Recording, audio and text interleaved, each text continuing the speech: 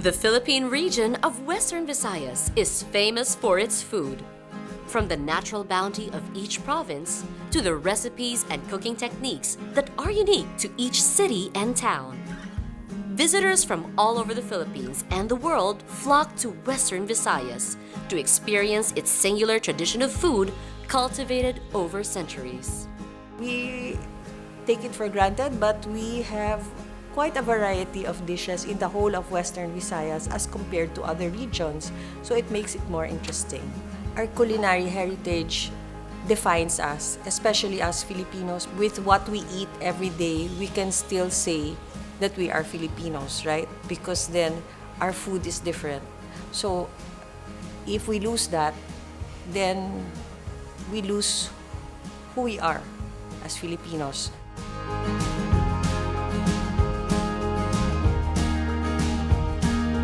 In a world that has turned to industrialized agriculture and food production and preparation, to meet the nutritional needs of a growing population, local food cultures are gradually being lost.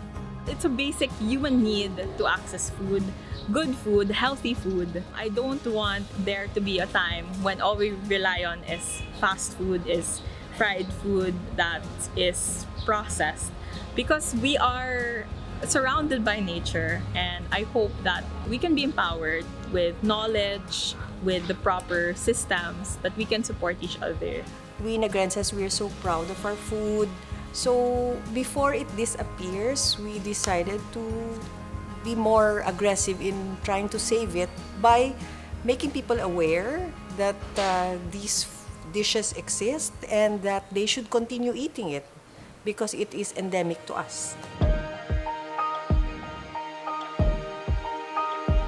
The loss of these indigenous food cultures is what the slow food movement seeks to address. Slow food is a movement, it's a global movement that started in 1986 in Italy, that became international in 1989.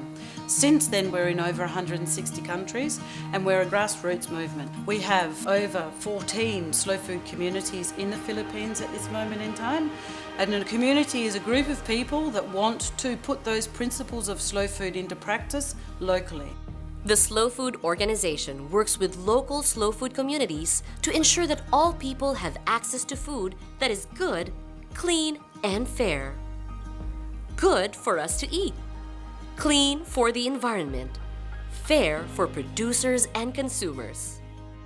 Good food, because there's so much love and effort that's being put into the preparation of the food. It's clean because it's organic and you know where it comes from the stories of the farmers that produce the ingredients. And it's fair because you know that the farmers that produce the ingredients are properly paid. It's great to return into more of traditional what's here, what can we afford, and what is a unique taste also. I think something that we forgot is that we do have a community of fisher folk and also now farmers that we really need to support. Kami na mga women dito sa Boracay, we are trying to promote health through the slow food.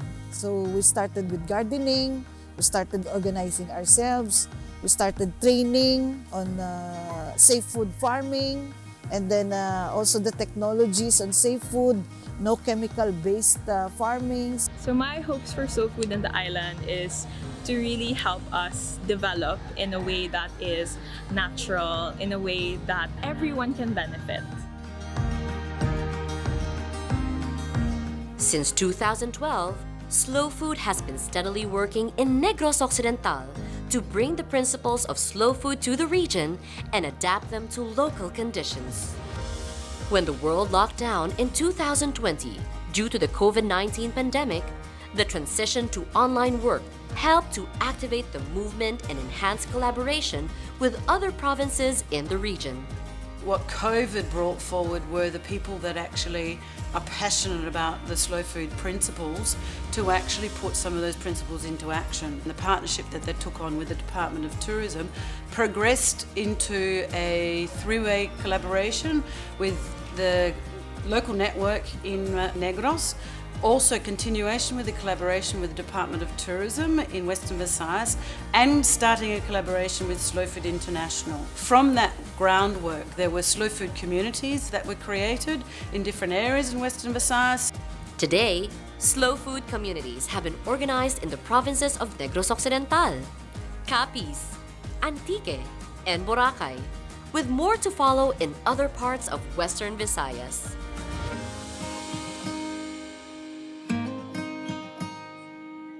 These are interesting things that we discover and that shows our distinct flavors as compared to other provinces. So every town has a specialty. In Capiz, it's more on seafood. They are a treasure. In Antique, they had a lot of tuna along the road, but apparently their daily meals involve fruits from the river. There's a lot that Negros has that we still haven't discovered. We have a lot of heirloom rice. We still have some heirloom sugarcane plants. We still have a lot of natural plants that just grow wild, like kulitis, wild kulitis, lupo that people don't know about anymore.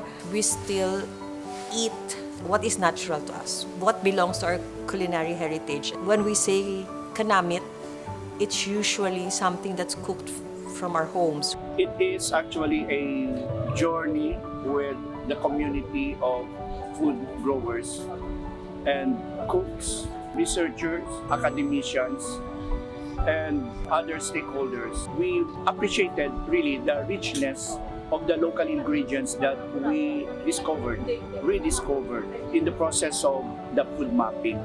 What I like most about slow food is because it also advocates for biodiversity conservation and protection. It encourages the farmers to plant more of the ingredients that are at risk, and so it assures the conservation of those ingredients. The Slow Food Network in Western Visayas is responsible for several projects.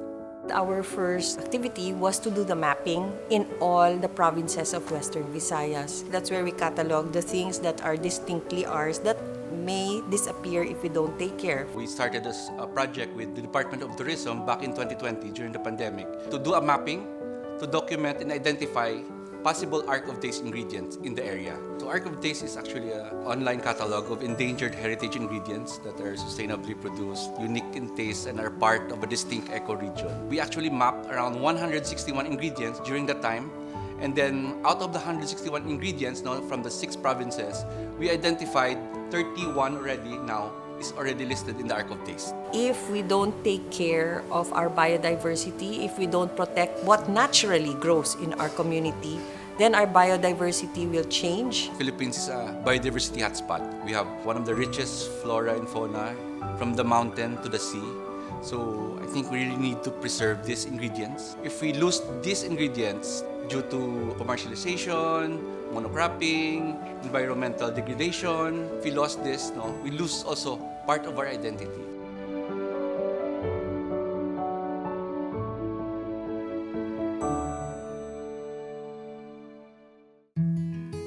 They've started a Cooks Alliance, which is an alliance for Visayas, which brings cooks and the producers together. So the cooks are actually, and chefs are buying directly from the farmers, and the cooks have a responsibility to share their knowledge and the stories of the farmers to the consumers. So we want to encourage cooks to continue cooking what we have available, meaning we also do research on recipes to give them ideas of how to continue cooking it and eating it. So it's always raising awareness with the consumer to get people to sustain production from the small-scale farmers. We have maintained at least 15 communal gardens. From these communal gardens, we are now starting with the communal kitchens. So this kitchen will become the cooking part, the cooking area of the community, and of course tourists can join them. So there is appreciation from the tourists that when they come to Boracay, they can eat healthy and safe food. Monthly, we have an Earth Market. That's every last Saturday of the month here at Casa A Gamboa. They have created a slow food earth market that they hold monthly to bring consumers to producers together to buy directly from the producers, start educating and raising awareness with the consumers. The main goal really is to make sure that the farmer himself has good, clean, and fair food. After all, they're the ones who feed us. So if we don't give them that importance, why are we here in this world? So a major challenge really for the slow food movement is to convince people to move away from a culture of fast food, instant meals, and see the value and the wisdom of a more traditional cooking, a more traditional preparation of food using locally sourced ingredients, which will come out healthier and more sustainable in the long run. We need to change our food system, no? Because our food system is already a big failure. So we wanted to move away from the conventional way to a more good, clean, and fair food system. Everybody who eats deserves good, clean, and fair food. I think every person has that responsibility to the earth to give back something good also. The collaboration with the Department of Tourism took us to the potential of developing a slow food travel project. The slow food travel project means that we need people on the ground to be working, putting those principles into practice, to start and creating the slow food communities, to start creating some of the earth markets and the slow food projects to give that substance to what we're talking about with slow food locally and regionally. That's exactly our other focus now, which is to form slow food community experiences. The main goal later on will be to comply with the slow food travel program.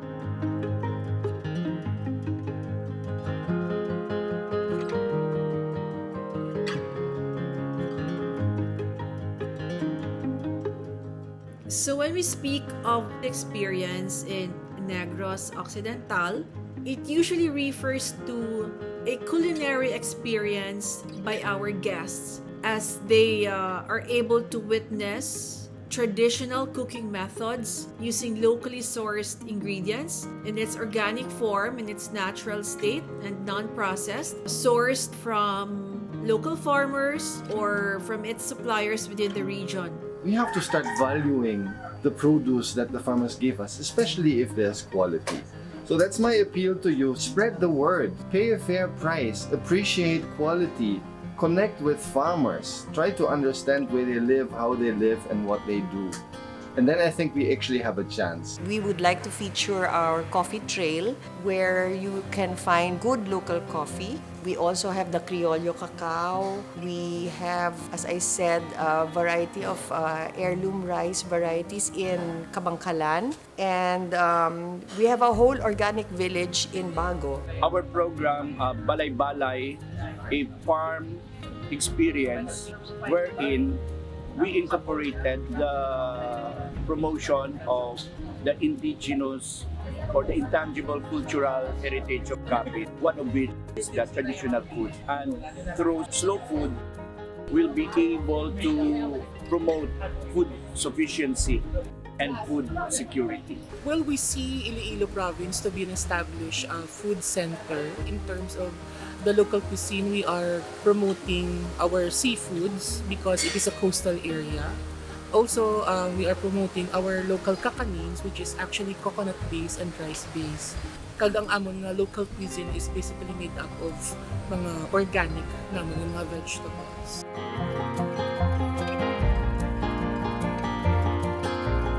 It's an experience because through that experience, you don't only learn about the food, you learn about the culture, you learn about the people, and you learn about the biodiversity in the place. We're hoping to increase or make a larger community of slow food in the region. So we hope to be able to reach out to as many communities as possible. We really need to invest on our next generation of farmers and gardeners. Number one future plan is really encouraging our next generation to go into farming. No? And to go into farming and appreciating safe food technologies, train them on how to make DIYs, no? Using our natural resources because it can be done. and it will be done. So where we're looking at now is now taking those steps into looking at biodiversity with Visayas, because it can be expanded beyond Western Visayas. It can be expanded into other regions of the Philippines and throughout the Philippines, and can be applied into other areas. So our vision that we're working on at this moment in time is that this becomes the hub for slow food in the Philippines and also for Asia. And that's the dream we're heading towards.